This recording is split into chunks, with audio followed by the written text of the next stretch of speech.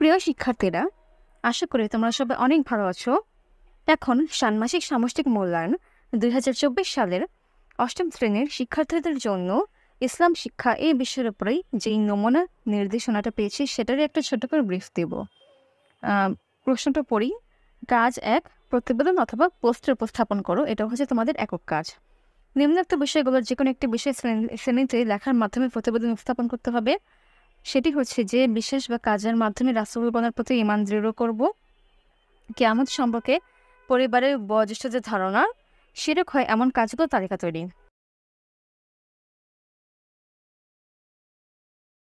এরপর হচ্ছে কাজ ক, পোস্টার উপস্থাপন।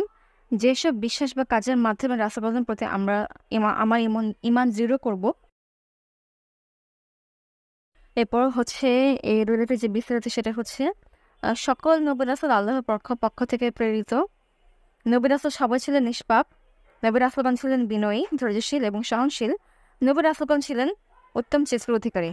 এবং আমাদের কাজগুলো হচ্ছে নবী রাসূলগণ ছিলেন উত্তম চরিত্রের অধিকারী, তাদের অনুসরণ করে আমরাও উন্নত চরিত্রের অধিকারী হব।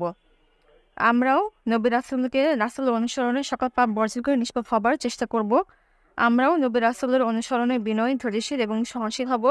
আমরাও নবী রাসূলের অনুসরণে মিথ্যা পরিহার করে সত্যবাদী হব। আমরাও উত্তম চরিত্রের অধিকারী হওয়ার চেষ্টা করব। এরপর শেষে আছে কাজ 2, দলগত কাজ।